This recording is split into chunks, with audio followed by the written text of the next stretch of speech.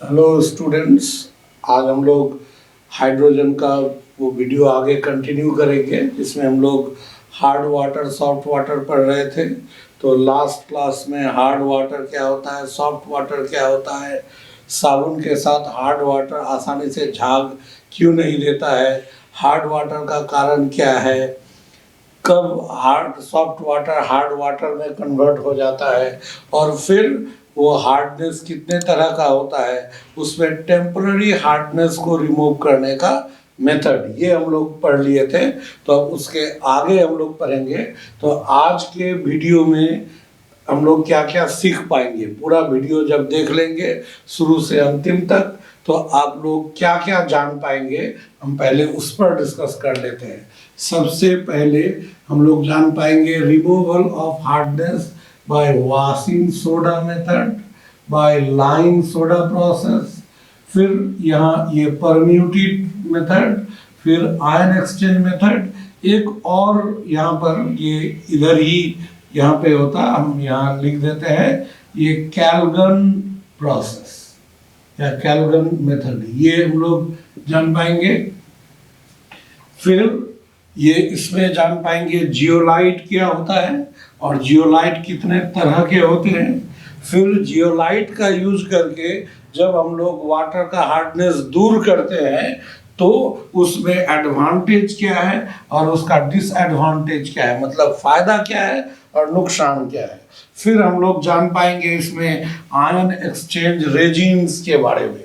फिर ion exchange resin का इस्तेमाल करके वाटर का हार्डनेस अगर दूर करते हैं तो उसमें क्या फायदा है और क्या नुकसान है, ये हम लोग जान पाएंगे। फिर हम लोग जान पाएंगे परम्यूटेड प्रोसेस और आयन एक्सचेंज मेथड, इन दोनों में डिफरेंस क्या है। फिर हम लोग जान पाएंगे demineralised water and distilled water, इन दोनों में क्या अंतर है। और फाइनली हम लोग जान पाएंगे ये सिंथेटिक डिटर्जेंट्स, यानी कि कुछ डिटर्जेंट टिकिया जो होता है ना, रीन, एरियल, ये सब का, तो वो डिटर्जेंट क्या होता है और साबुन से डिटर्जेंट किस तरह से बेहतर है, हम लोग इसको जान पाएंगे after watching this video from the beginning to the end तक आप देखेंगे तो ये जान पाएंगे। ठीक है, फिर इसके आगे अब हम लोग डिटेल से पढ़ते हैं एक एक को। रिमूवल ऑफ परमानेंट हार्डनेस, तो परमानेंट हार्डनेस को हटाने का पहला मेथड है बाय एडिंग वॉशिंग सोडा। ये वॉशिंग सोडा यानी कि धोने वाला जो सोडा होता है, ये क्या होता है, ये Na2CO3 और 10H2O होता है, Na2CO3 और 10H2O, लेकिन इसका रिएक्टिव पार्ट Na2CO3 ही होता है। इसलिए जब CaCl2 को Na2CO3 से रिएक्शन कराते हैं, यानी कि जो हार्ड वाटर है जिसमें कैल्शियम क्लोराइड है उसमें सोडियम कार्बोनेट यानी सोडा मिलाए तो रिएक्शन करके CaCO3 बनता है और फिर 2NaCl यहाँ पर ये बनता है। तो ये तो वाटर सॉल्युबल है और वाटर सॉल्युबल सॉल्ट के रहने के वजह से वाटर में हार्डनेस नहीं होता। ये जो यहाँ पर NaCl के रहने से वाटर हार्ड नहीं होता, ये हार्ड होता है कैल्शियम और मैग्नीशियम का क्लोराइड, सल्फेट और बाइकार्बोनेट सॉल्ट के घुले रहने से। तो बाकी और सॉल्युबल सॉल्ट जो घुला है उससे हार्डनेस नहीं होता, हार्डनेस डेवलप नहीं होता, इसलिए इसके रहने से कोई दिक्कत है नहीं। यहाँ कैल्शियम कार्बोनेट तो प्रिसिपिटेट हो गया, मैग्नीशियम कार्बोनेट भी प्रिसिपिटेट हो गया, तो इसीलिए हम लोग सोडा डालकर हम लोग ये क्लोराइड और सल्फेट सॉल्ट को हटा सकते हैं, कैल्शियम और मैग्नीशियम आयन को ये हटा दिया जाता है। लेकिन इसमें हमने बताया था कि ये तो प्रिसिपिटेट है, पूरी तरह प्रिसिपिटेट हो जाता है तो ये तो हटा सकते हैं, लेकिन इसमें से कुछ पार्ट पार्शियली सॉल्यूबल होता है। ये इनऑर्गेनिक में इस तरह से है, जैसे alkaline earth metal BeCO3 MgCO3 और ये CaCO3, फिर SrCO3, फिर BaCO3 और उसके नीचे रेडियम, वो रेडियो एक्टिव है। तो इसमें ऊपर से नीचे क्या होता है, ऊपर से नीचे अगर जाएंगे तो सॉल्युबिलिटी घटता है। इसीलिए MgCO3 जो है ऊपर है तो ये पार्शियली सॉल्युबल है, इसलिए इसको पूरी तरह से हम लोग हटा नहीं सकते यहाँ से। इसी वजह से इसको मैग्नीशियम सॉल्ट को हटाने के लिए इनडायरेक्ट एक मेथड या हम लोग कास्टिक सोडा का इस्तेमाल करते हैं। आगे हम उसका इक्वेशन वो लिखेंगे, उसकी चर्चा करेंगे। तो इसके बाद है ये लाइम सोडा प्रोसेस। ये था सिर्फ सोडा, लाइम सोडा। इसमें क्या है कि हम लोग चूना भी मिलाएंगे और सोडा भी मिला देंगे, दोनों। तो लाइम क्या होता है, लाइम कौन सा, स्लेट लाइम। अगर क्विक लाइम भी है तो पानी में मिलाने पर तो वो स्लेट लाइम हो ही जाएगा, CaOH2 और वॉशिंग सोडा Na2CO3, दोनों का मिक्सचर को लाइम सोडा कहते हैं। और ये पानी में मिला दिया जाता है कंटेनर में, हार्ड वाटर लेकर उसमें अगर ये मिला देंगे तो क्या होगा, हम लोग लास्ट वीडियो में पढ़े थे कि लाइम टेम्पररी हार्डनेस को दूर करता है और सोडा यहाँ पर परमानेंट हार्डनेस को दूर करता है। इसीलिए लाइम सोडा प्रोसेस से हम लोग दोनों तरह के हार्डनेस को दूर कर सकते हैं, टेम्पररी हार्डनेस और परमानेंट हार्डनेस। इसमें लाइम किसको रिमूव करेगा, टेम्पररी हार्डनेस को। सोडा किसको रिमूव करेगा, परमानेंट हार्डनेस को। अब उसका जो इक्वेशन है CaCl2, जैसे कैल्शियम क्लोराइड Na2CO3 से रिएक्ट करेगा तो यहाँ CaCO3 ये प्रिसिपिटेट हो जाएगा और NaCl रहने से भी वाटर के हार्डनेस पे कोई फर्क नहीं पड़ता, सॉफ्ट वाटर वो हार्ड नहीं हो जाएगा। कैल्शियम बाइकार्बोनेट है तो यहाँ लाइम से ये सोडा लिया, ये लाइम से कैल्शियम कार्बोनेट बना, ये प्रिसिपिटेट हो जाएगा। इस तरह से कैल्शियम आयन वाटर से हटा लिया जाएगा, इससे हार्डनेस दूर हो जाएगा। तो हमने बताया था कि मैग्नीशियम सॉल्ट्स को जब कार्बोनेट के रूप में हटाते हैं सोडा डालकर या और भी प्रोसेस के थ्रू, जब हटाते हैं कार्बोनेट के रूप में तो मैग्नीशियम कार्बोनेट स्लाइटली क्या होता है, सॉल्युबल होता है। इस वजह से कुछ पार्ट Mg++ का ऑलरेडी घुला रह जाता है पानी में, तो हार्डनेस तो पूरी तरह दूर हुआ नहीं। तो पूरी तरह अगर दूर करना हो तो उसके लिए हम लोग दूसरा थोड़ा इनडायरेक्ट मेथड, वहाँ वॉशिंग सोडा की जगह कास्टिक सोडा मिलाते हैं। कास्टिक सोडा मिलाने पर मैग्नीशियम हाइड्रोक्साइड बनता है और मैग्नीशियम हाइड्रोक्साइड ये जो होगा ये इनसॉल्युबल है, ये कार्बोनेट का जस्ट उल्टा होता है। जैसे BeOH2 अगर हो, MgOH2 अगर हो, फिर उसी तरह से CaOH2, फिर SrOH2, फिर यहाँ BaOH2।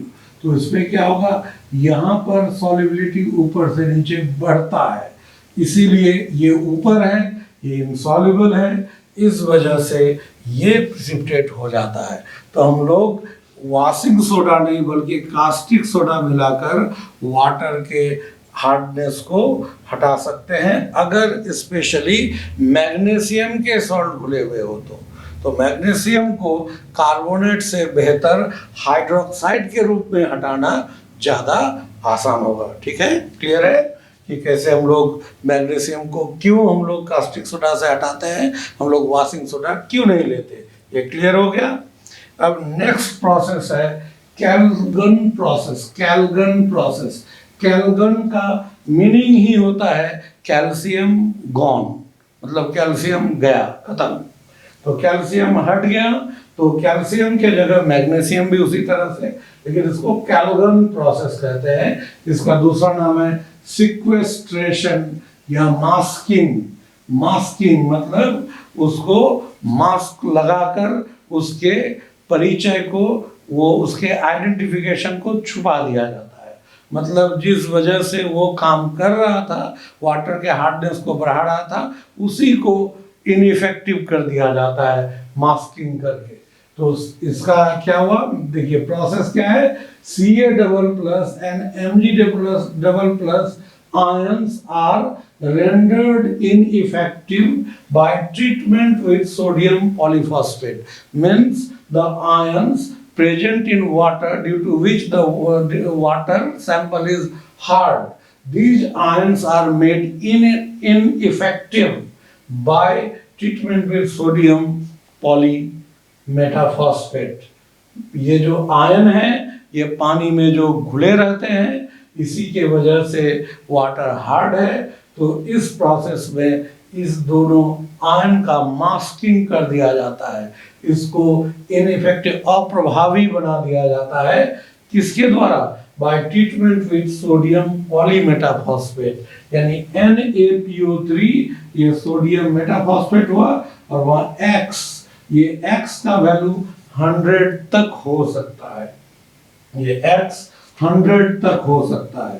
लेकिन हम लोग जनरली यूज करते हैं, कॉमनली यूज्ड ये होता है सोडियम हेक्सा मेटाफॉस्फेट, हेक्सा 6 हो गया।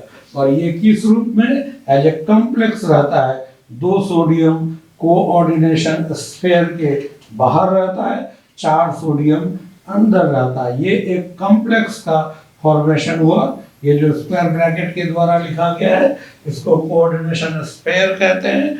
इसके बाहर जो है ये आउटर स्फीयर, ये जो होगा 2 ये बाहर होता है जो कंप्लीटली आयनाइजेबल, और ये 4 अंदर रहता है। इसी को हम लोग कमर्शियली कैल्गन कहते हैं। तो क्या होगा, देखिए अगर कैल्शियम सॉल्ट है तो वाटर में घुला हुआ, वहाँ हम ये कैल्गन मिला दिए तो ये यहाँ पर चला जाता है और ये इधर आ जाएगा।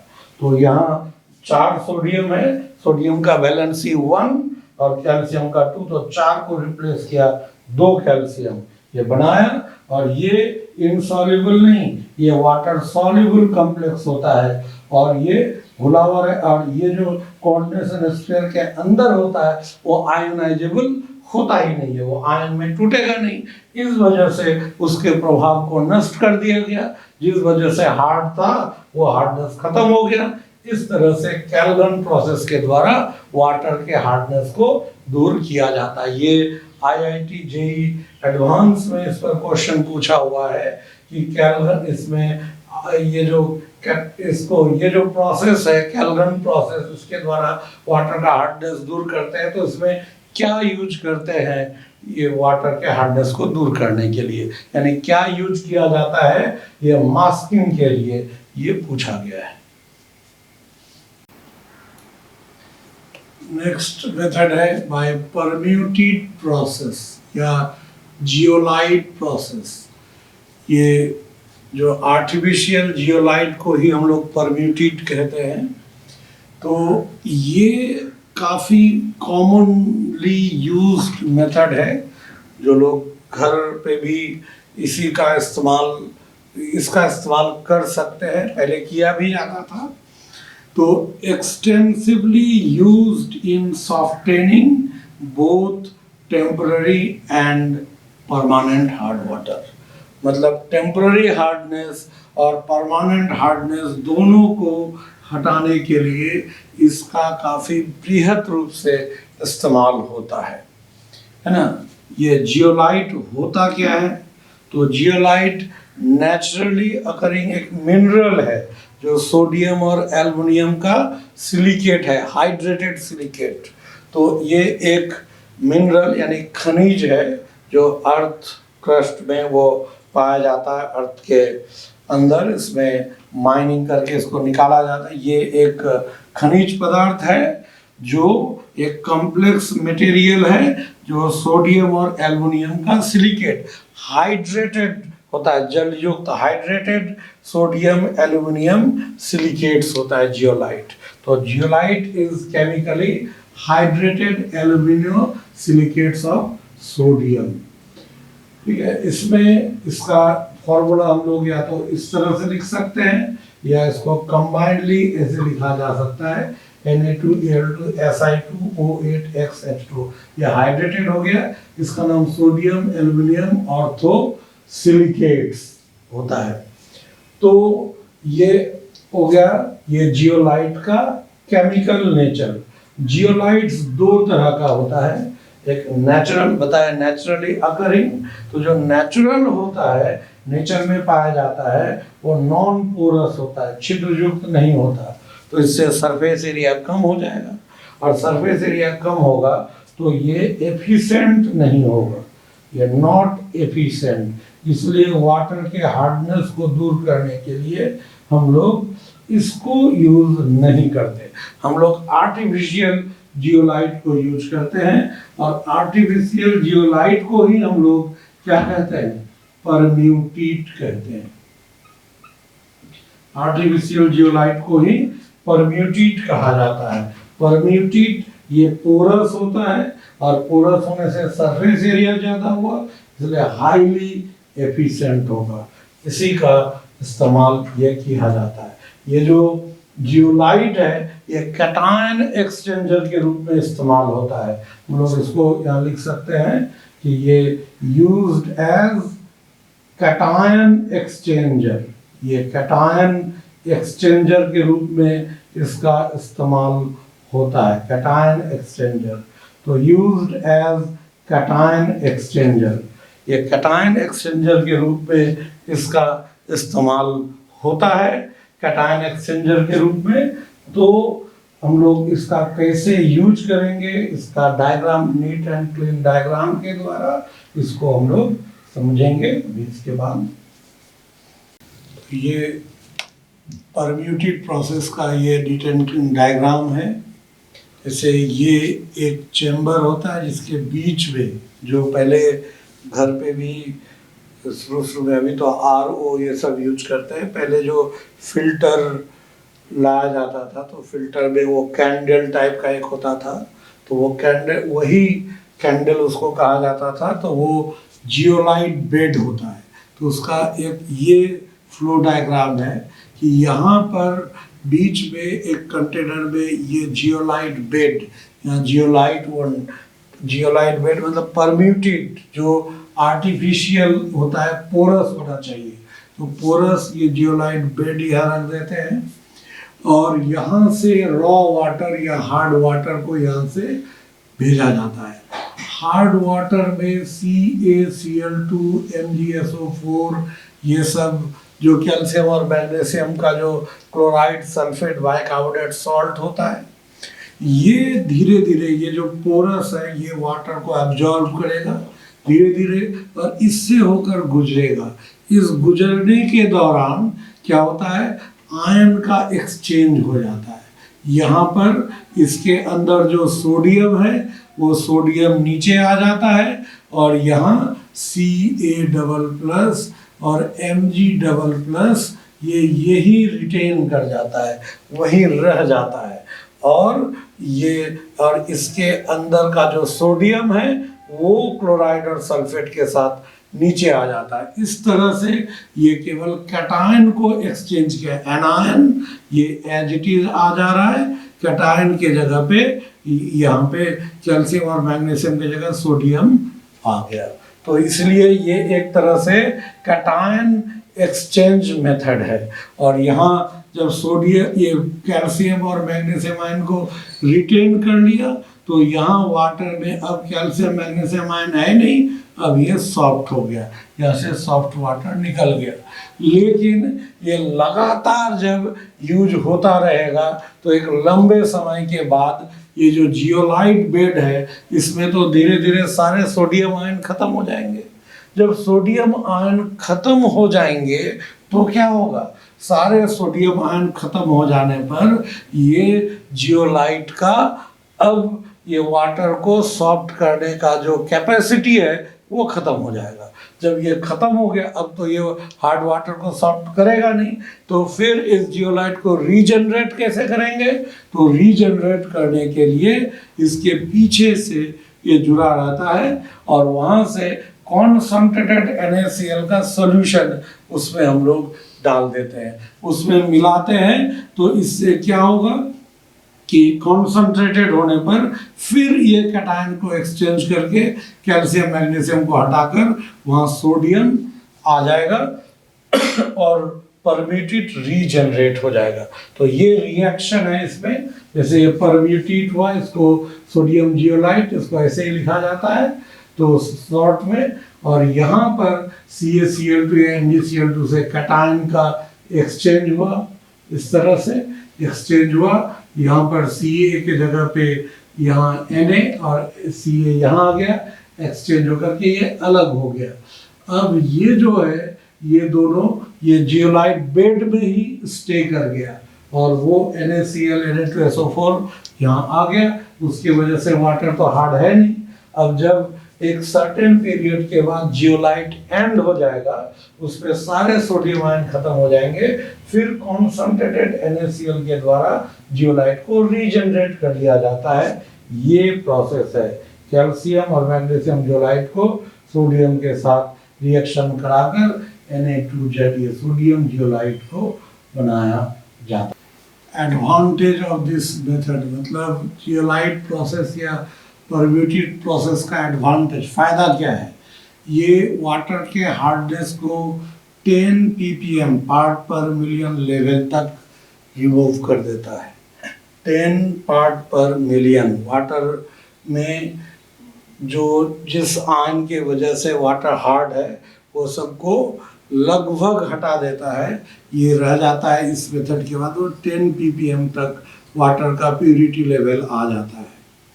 दूसरा कि यहाँ जो रिएक्शन था कि जैसे हम लोग लिए थे कि Na2Z और फिर CaCl2 रिएक्शन से यहाँ बन रहा था CaZ और 2NaCl, तो ये कोई प्रिसिपिटेट नहीं है।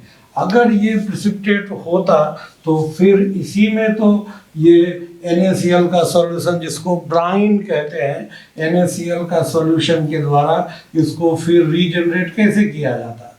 तो ये रीजनरेट हो रहा है, यानी रिवर्सिबल रिएक्शन है। रिवर्सिबल तभी होगा जब ये प्रिसिपिटेट नहीं होगा, ये दोनों के दोनों सॉल्युबल होंगे, ये दोनों भी सॉल्युबल, इसलिए यहाँ पर कोई भी प्रिसिपिटेट का फॉर्मेशन नहीं होता। अगर ये प्रिसिपिटेट बन जाए तो ये रिएक्शन बैक हो ही नहीं सकता, इसीलिए यहाँ पर ये प्रिसिपिटेट होता नहीं है। और यही वजह है कि NaCl से हम लोग फिर जियोलाइट को रीजनरेट कर पाते हैं। तो इस प्रोसेस में कोई प्रिसिपिटेट नहीं बनता। इसका जो मेंटेनेंस कॉस्ट है बहुत ही कम है, जैसे इसमें जो और जगह भी कम लेता है, समय भी कम लेता है, इसलिए घरेलू यूज़ के लिए भी इसका इस्तेमाल किया जाता है। जब भी जैसे वो RO ये सब लगाते हैं तो एक तो उसका मशीन काफ़ी कॉस्टली है, उसके बाद उसका मेंटेनेंस कॉस्ट भी बहुत ज़्यादा है, हर 6 महीना पे वो चेंज करना, और वो काफ़ी कॉस्ट इफ़ेक्टिव है।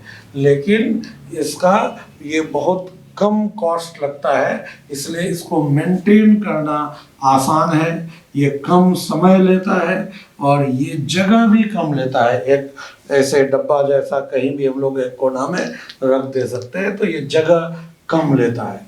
और इसका लिमिटेशन क्या है कि ये सिर्फ कैटायंस को हटाता है। हमने बताया ये कैटायन एक्सचेंजर है, एनायन रह ही जाएगा। और इवन इस प्रोसेस के द्वारा जब वाटर के हार्डनेस को दूर करते हैं, जो सॉफ्ट वाटर मिलता है उसमें तो NaCl रह ही जाता है, Na2SO4 सोडियम सॉल्ट ये सब रह जाता है, ये हटता नहीं है। इस वजह से इस वाटर का इस्तेमाल बॉयलर में नहीं किया जा सकता, इसलिए ये सिर्फ कैटायन, वो भी Ca++ और Mg++ को ही हटा रहा है कैटायन में, बाकी और कोई कैटायन को हटा नहीं रहा है। इसलिए यहाँ से वाटर जो है वो 100% प्योर नहीं होता है, इसीलिए ये डीमिनरलाइज नहीं होता। इसलिए इसका उपयोग हाई प्रेशर बॉयलर में, जो कल कारखाना में बॉयलर होता है, उसमें इस पानी का इस्तेमाल नहीं किया जा सकता है। ये अदरवाइज ये बॉयलर को इम्ब्रिटलमेंट हम लोग कहते हैं, वो उसको इतना खराब कर देगा बॉयलर को, धीरे धीरे वो टूटने लगेगा, लीक होने लगेगा।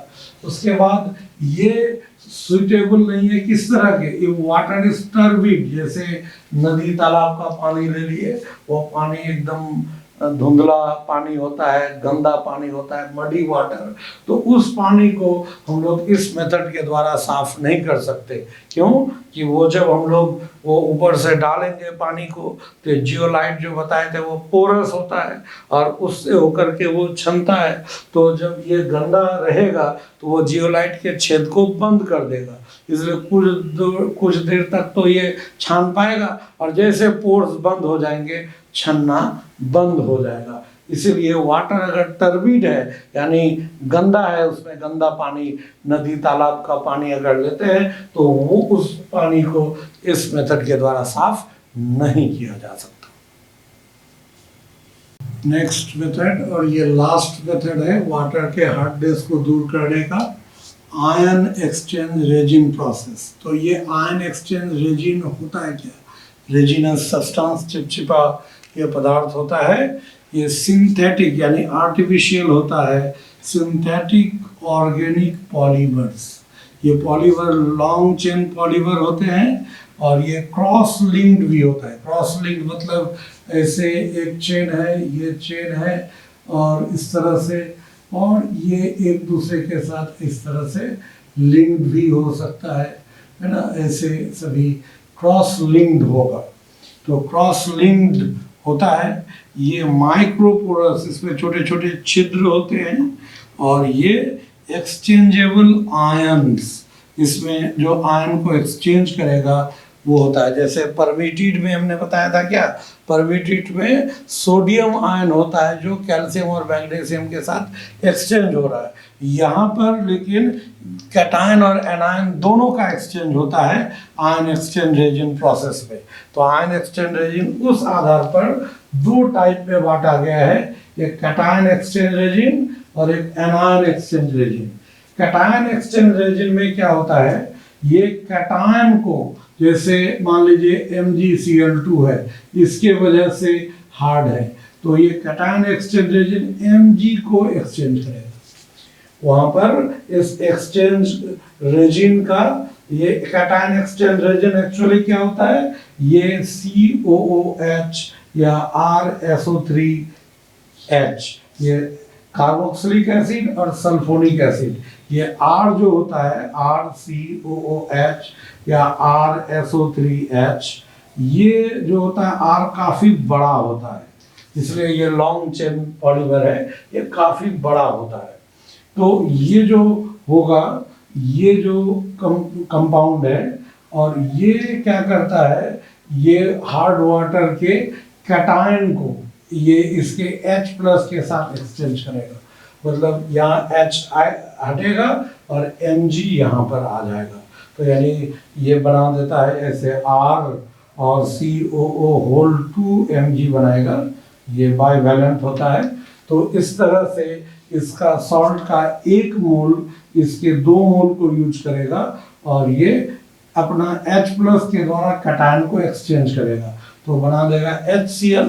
HCl की वजह से तो वाटर हार्ड होगा नहीं, तो ये कैटायन एक्सचेंज रेजिन। ये क्या हुआ, इसमें एसिडिक फंक्शनल ग्रुप होगा, जैसे COOH SO3H, इसके साथ ये जो बॉन्ड फ्री है, इसके साथ बल्कि अल्काइल ग्रुप जुड़ा रहता है, और ये एसिड हार्ड वाटर का जो सॉल्ट है, इसकी वजह से वो हार्ड है, उसके कैटायन को H+ के साथ एक्सचेंज कर देता है। दूसरा पार्ट है anion exchange resin. Anion exchange resin, इसमें यहाँ एसिडिक फंक्शनल ग्रुप, तो यहाँ पर बेसिक फंक्शनल ग्रुप होगा, एमीन्स ये क्वाटरनरी अमोनियम हाइड्रोक्साइड या क्वाटरनरी फॉस्फोनियम हाइड्रोक्साइड होता है। ये क्या करेगा, यहाँ पर Cl को हटाएगा, OH आएगा यहाँ पे और Cl को हटा देगा। तो मान लीजिए पहले इसका जो कैटायन एक्सचेंज रेजिन CER इससे हुआ तो ये HCl बना, और फिर इसका एनायन एक्सचेंज रेजिन ये आया तो अब इसको भी एक्सचेंज कर दिया OH के द्वारा, और ये फाइनली क्या बन जाएगा, वाटर बन गया और यहाँ पर कैटायन एनायन एक्सचेंज हो गया, और जो वाटर आएगा ये कैटायन और एनायन दोनों से बिल्कुल फ्री होगा, इसलिए यहाँ वाटर का हार्डनेस काफी हद तक दूर हो जाता है, बिल्कुल ऑलमोस्ट डी आयोनाइज्ड वाटर का फॉर्मेशन होता है। यहाँ पर एकदम 2 ppm लेवल तक, जो परमिटेड में 10 ppm लेवल तक या 2 ppm लेवल तक वाटर का हार्डनेस दूर हो जाता है, इसलिए ये उससे ज़्यादा एफिशिएंट प्रोसेस है। तो यहाँ इस तरह से आयन एक्सचेंज रेजिन दो तरह का, cation exchange resin, anion exchange resin. Cation exchange resin में एसिडिक फंक्शनल ग्रुप होगा, एनायन एक्सचेंज रेजिन में बेसिक फंक्शनल ग्रुप होगा। कैटायन एक्सचेंज रेजिन जो एसिडिक ग्रुप होता है वो अपना H को सॉल्ट के कैटायन से एक्सचेंज करता है, और जो एनायन एक्सचेंज रेजिन है वो अपना OH आयन के द्वारा वो एनायन को एक्सचेंज करता है। इस तरह से यहाँ पर इसमें दो कॉलम होता है, एक कॉलम में पहले कैटायन का एक्सचेंज, कैटायन को हटाया जाएगा, दूसरा कॉलम में एनायन को हटाया जाएगा, और जब वाटर बनेगा वो free from cations and anions both, यानी कि अब इस वाटर का हम लोग हाई प्रेशर बॉयलर में इस्तेमाल कर सकते हैं। इसका नीट एंड क्लीन डायग्राम से हम इसको समझा रहे हैं कि किस तरह से कैटायन और एनायन दोनों को हटाया जा सकता है। ये आयन एक्सचेंज रेजिन का ये नीट एंड क्लीन डायग्राम है। इसमें एक ये जो चेंबर होता है, दो चेंबर, ये इसको कैटायन एक्सचेंजर कॉलम कहते हैं, और ये एनायन एक्सचेंजर कॉलम हुआ। ये जो होता है इसको हम लोग कैटायन एक्सचेंजर हम लोग कह सकते हैं, और ये जो होगा इसको हम लोग कहेंगे एनायन एक्सचेंजर। ये एनायन एक्सचेंजर हो गया।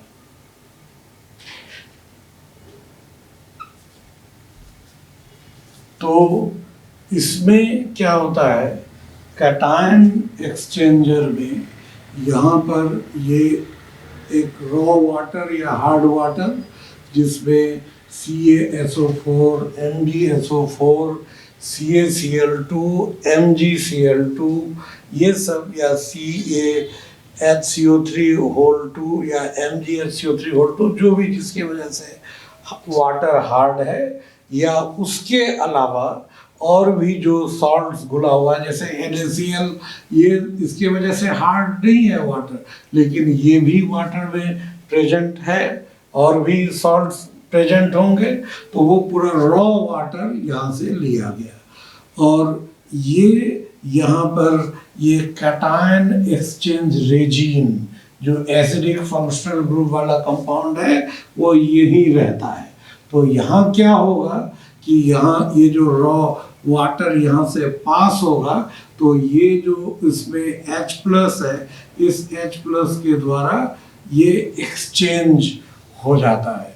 ये कैटायन मतलब यहाँ Ca जो है ये यहाँ रह जाएगा, Na+ यहाँ रह जाएगा, और ये इस जगह यहीं पर रह जाएगा रेजिन में, और सल्फेट आयन देखिए आ गया बाहर, क्लोराइड बाहर आ गया, और इससे H भी बाहर आ जाएगा।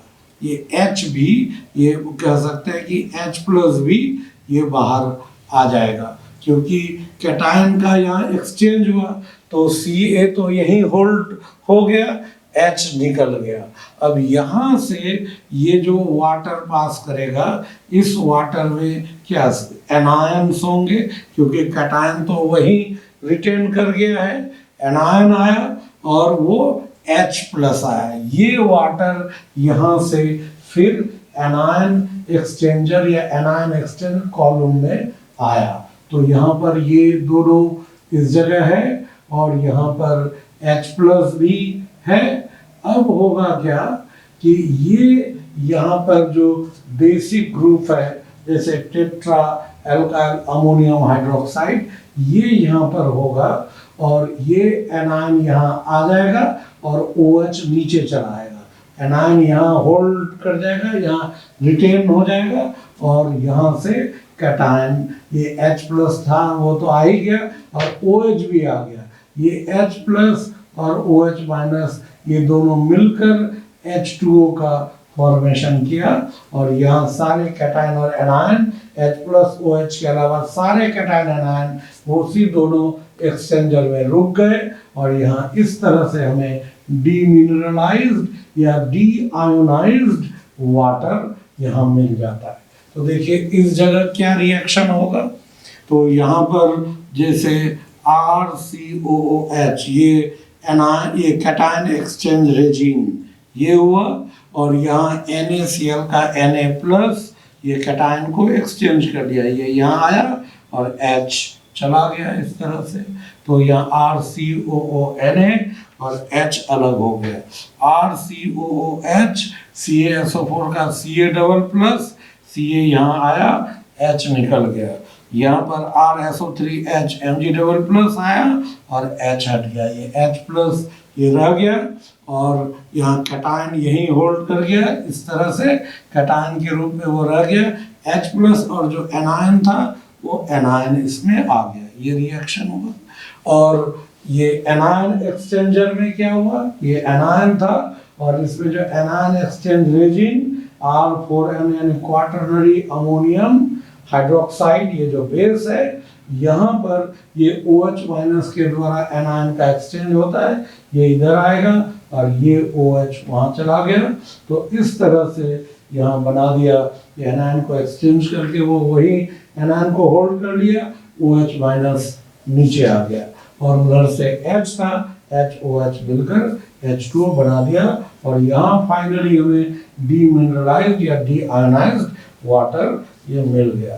तो इसमें भी बिल्कुल वही होता है कि जब वाटर का आयोनाइजेशन, जैसे ये वाटर में आयन का एक्सचेंज हो गया, हार्ड वाटर में कैटायन एनायन, जैसे यहाँ पर कैटायन एक्सचेंज हो गया तो एक्सचेंज होगा तो ये जो रेजिन है इसमें एक समय बाद H प्लस तो सारा ड्रेन हो जाएगा, सभी निकल जाएगा बाहर, तो यह H रहेगा नहीं, तो फिर कैटायन एक्सचेंजर का इफिशियंसी खत्म हो गया, अब वो कैटायन को एक्सचेंज नहीं कर पाएगा, तो तब फिर इसको रीजनरेट करना होता है। तो रीजनरेट करने के लिए इसमें एक इससे पीछे से ये इसके पीछे ये जो नल है पीछे से इसके ऐसे पीछे से वो कनेक्टेड होता है, वहाँ से HCl डालते हैं, तो HCl डालेंगे तो HCl का H प्लस तो RCONA H प्लस के साथ मिलकर फिर देखिए ये कैटायन एक्सचेंज रेजिन ये रीजनरेट हो गया। ठीक उसी तरह से एनायन एक्सचेंजर कॉलम में यहाँ पर डाइल्यूट NaOH यहाँ से दिया जाता है, यहाँ जब OH पूरा ड्रेन हो जाएगा तो इसका पावर खत्म हो जाएगा एनायन एक्सचेंज करने का, तब हम लोग इसमें डाइल्यूट NaOH मिला देते हैं और मिला देने से OH मिल जाएगा, फिर उसका जो ये एक्सचेंजिंग पावर वो रिगेन कर लेगा और इस तरह से यहाँ पर फिर एनायन एक्सचेंज रेजिन रीजनरेट कर लेगा। तो this is all about the cation exchange and anion exchange during the softening of hard water, and also thus formed water is called demineralized water or deionized water, क्योंकि इसमें अब कोई cation और anion अब रहता नहीं है, वो बिल्कुल प्योर ऑलमोस्ट यहाँ जो होता है वाटर का ये 2 ppm लेवल पे चला जाता है, 2 पार्ट पर मिलियन, यानी अगर 10⁶ kg वाटर का सैंपल लें तो उसमें केवल 2 kg ही मिनरल्स ये प्रेजेंट होंगे, मैक्सिमम वो हट जाता है। इसका advantage, ion exchange resin method का एडवांटेज क्या है कि ये वाटर के हार्डनेस को बहुत हद तक रिमूव कर देता है, लगभग बच जाता है 2 ppm से भी कम हार्डनेस इस लेवल में, जो कि नेग्लिजिबल माना जाता है, इसलिए ये काफ़ी ज़्यादा प्योर फॉर्म में वाटर को लाता है। ये एसिडिक और अल्कलाइन दोनों तरह के वाटर के लिए यूज होगा, क्योंकि ये कैटायन एनायन दोनों को एक्सचेंज कर सकता है। है ना। इसमें कैटायन और एनायन दोनों ही हटते हैं। और लिमिटेशन क्या है कि ये बहुत खर्चीला है, इसको इंस्टॉल करना किसी जगह, कोई अपने घर पे इंस्टॉल करे तो ये बहुत खर्चीला मेथड है। इसका इक्विपमेंट्स और ज़्यादा महंगा होता है और साथ ही साथ ये जगह भी ज़्यादा लेता है। ये अगर टर्बिड वाटर होगा, जो गंदा पानी होगा, उसके लिए ये एफिशिएंट नहीं है। यहाँ भी जो रेजिन पोरस है वो पोर्स बंद हो जाता है। अगर हेवी मेटल्स प्रेजेंट हो तो ये मेथड उसके लिए सूटेबल नहीं है, क्योंकि जब हेवी मेटल होगा ऐसे केस में आयन एक्सचेंज रेजिन को जो उसको रीजनरेट करना काफ़ी मुश्किल हो जाता है। इसीलिए हम लोग ये डोमेस्टिक पर्पस के लिए ये नहीं के बराबर ही यूज किया जाता है। अगर यूज करेंगे भी तो वो फिर कॉस्ट इफेक्टिव प्रोसेस हो जाएगा। और परम्यूटेड मेथड और आयन एक्सचेंज रेजिन मेथड में अंतर क्या हुआ, तो अंतर अब आप लोग आसानी से खुद से बता सकते हैं। क्या था परम्यूटेड मेथड में, क्या था कि वहाँ सिर्फ कैटायन एक्सचेंज होता था। कैटायन में भी कौन, सिर्फ Ca++ और Mg++ या Fe++, only cations were exchange in permuted process. In ion exchange resin method दोनों हट जाता है, कैटायन भी एनायन भी, ये एक फायदा हुआ। और परम्यूटेड में Ca++, Mg++, Fe++ ही रिमूव होगा, लेकिन इसमें आयन एक्सचेंज में उसके अलावा भी जो भी कैटायन है वो सारे एक्सचेंज हो जाएंगे। जैसे परम्यूटेड में Na+ अगर वाटर में प्रेजेंट है उसको नहीं हटा सकते, लेकिन आयन एक्सचेंज रेजिन में Na+ को भी हटाया जा सकता और किसी भी तरह के एनायन को हटाया जा सकता है।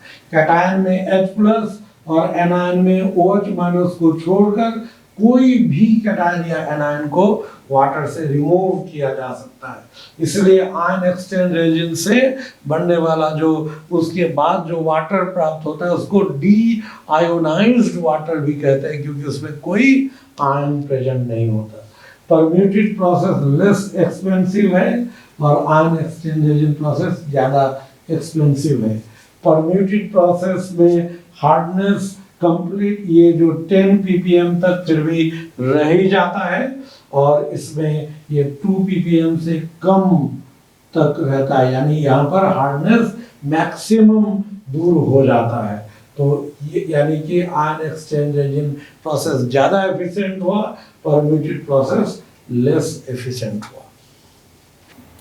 डी आयोनाइज्ड वाटर और डिस्टिल्ड वाटर में डिफरेंस। डी आयोनाइज क्या हुआ, जो आयन एक्सचेंज रेजिन था उसके दोनों कॉलम से जब हार्ड वाटर को पास करते हैं तो वहाँ कैल्शियम और मैग्नीशियम सॉल्ट ही नहीं बल्कि कोई भी और सॉल्ट का कैटायन और एनायन हट जाता है, तो सारे आयन हट जाएंगे, इसलिए ये डी आयोनाइज्ड या डी मिनरलाइज्ड वाटर कहते हैं। और डिस्टिल वाटर क्या होता है कि एक कंटेनर में हम लोग वाटर लेते हैं और इस तरह से कंटेनर में हम लोग वाटर लिए और इसको हम लोग हीट करते हैं, तो हीट करने पर वाटर वेपर बनकर ये निकल जाएगा, उस वेपर को कलेक्ट कर लेंगे कहीं और उसको ठंडा करेंगे तो वो डिस्टिल्ड वाटर होगा और सारे सॉल्ट यहीं छूट जाएंगे। इसीलिए डिस्टिल्ड वाटर जो होता है वो प्योरर फॉर्म होता है ना, ज़्यादा प्योर होता है। और डी आयोनाइज्ड में क्या होगा, सारे कैटायन एनायन तो हट जाएंगे लेकिन सिलिका या कुछ ऑर्गेनिक मटेरियल जो कि नॉन इलेक्ट्रोलाइट होता है, आयन में टूटता ही नहीं है, उसका एक्सचेंज नहीं होगा। इसीलिए ये लेस प्योरर होता है, वो ज़्यादा प्योरर फॉर्म है। तो इसमें ट्रेसेस ऑफ सिलिका होगा, सॉल्युबल ऑर्गेनिक मैटर्स जो कि नॉन इलेक्ट्रोलाइट है, और कुछ गैसेस CO2 O2 ये सब गैस घुले होते हैं, लेकिन इसमें किसी भी तरह का इलेक्ट्रोलाइट या नॉन इलेक्ट्रोलाइट या सिलिका मौजूद नहीं होगा। हाँ, कुछ गैस इसमें घुला हुआ रह सकता है। डीआयोनाइज्ड वाटर में कुछ मटेरियल ऐसे रहते हैं जो अगर हमारे ब्लड में इंजेक्ट कर दिया जाए तो वो बुखार उत्पन्न कर सकता है। तो ऐसे मटेरियल को पायरोजन कहते हैं। पायरोजन जो बुखार उत्पन्न कर सकता है, अगर ब्लड में चला जाए तो बुखार आ जाएगा, फीवर आ जाएगा। इसीलिए ये जो डीआयोनाइज्ड वाटर में पायरोजन होने की वजह से ये सलाइन में पानी चढ़ाने में इसका इस्तेमाल नहीं होता, लेकिन डिस्टिल वाटर में ऐसा कोई पायरोजन नहीं होता, इसलिए इसका उपयोग पानी चढ़ाने में इसी पानी का इस्तेमाल किया जा सकता है। ये हो गया डिस्टिल वाटर और डीआयोनाइज्ड वाटर में डिफरेंस। अब एक होता है सिंथेटिक डिटर्जेंट। डिटर्जेंट टिकिया जो होता है या डिटर्जेंट पाउडर जो सर्फ जिसको कहते हैं, वो जो डिटर्जेंट पाउडर या डिटर्जेंट टिकिया जो होता है वो क्या होता है, जैसे हम लोगों ने पढ़ा था कि हार्ड वाटर अगर लेंगे और वहाँ कपड़ा साफ करेंगे साबुन के साथ तो साबुन का मैक्सिमम हिस्सा खर्च हो जाएगा पहले हार्डनेस को दूर करने के लिए, क्योंकि साबुन पहले कैल्शियम और मैग्नीशियम सॉल्ट से रिएक्ट करके वो इनसॉल्युबल ये मटेरियल बनाता है, वो स्कम बन जाता है, स्लज बन जाता है, और जब तक वो हटेगा नहीं तब तक वो वाटर हार्ड होगा नहीं, ये सॉफ्ट होगा नहीं, और सॉफ्ट नहीं होगा तो फिर उससे कपड़ा वो साबुन के साथ झाग देगा नहीं। तो पहले साबुन का अच्छा खासा हिस्सा वेस्ट हो जाता है हार्डनेस को दूर करने में, वो स्कम बनाने में। लेकिन डिटर्जेंट में क्या है, वहाँ हार्ड वाटर हो या सॉफ्ट वाटर उसमें कोई फर्क नहीं पड़ता। तो सिंथेटिक डिटर्जेंट बनाते कैसे हैं, एक एल्कीन लेते हैं जहाँ कार्बन की संख्या 12 से लेकर 20 तक हो सकता है, ऐसा एल्कीन लेंगे। एल्कीन को कॉन्संट्रेटेड H2SO4 से रिएक्शन कराता है। ये टिपिकल सिंथेटिक डिटर्जेंट ऐसे ही बनाया जाता है, और रिएक्शन करा करके उसका ये बना और उसको NaOH से रिएक्शन कराएंगे तो यहाँ H हट करके Na आ जाएगा, उसका सोडियम सॉल्ट बनेगा, और यही डिटर्जेंट होता है। तो ये डिटर्जेंट हाईली सॉल्युबल होता है वाटर में, और साथ ही साथ इसके सोडियम सॉल्ट ही नहीं, कैल्शियम और मैग्नीशियम सॉल्ट भी वाटर में सॉल्युबल होते हैं। इसलिए डिटर्जेंट जो है हार्ड वाटर से अगर रिएक्ट करेगा तो उससे वो कोई स्लज या कोई प्रिसिपिटेट का फॉर्मेशन नहीं करेगा, इसलिए डिटर्जेंट पर हार्डनेस का कोई असर पड़ेगा नहीं। इसलिए आजकल साबुन से बेहतर डिटर्जेंट को माना जाता है, और डिटर्जेंट से कपड़ा साफ करना ज़्यादा एफिशिएंट माना जाता है और ज़्यादा एफिशिएंट होता भी है। तो ये हो गया ये हार्डनेस ऑफ वाटर के बारे में। वो लास्ट था टेम्पररी हार्डनेस के लिए, और हार्डनेस का रीजन ये परमानेंट हार्डनेस हो गया। अब नेक्स्ट वीडियो जो आएगा उसमें हम लोग पढ़ेंगे degree of hardness and estimation of hardness and numericals. ठीक है, थैंक यू।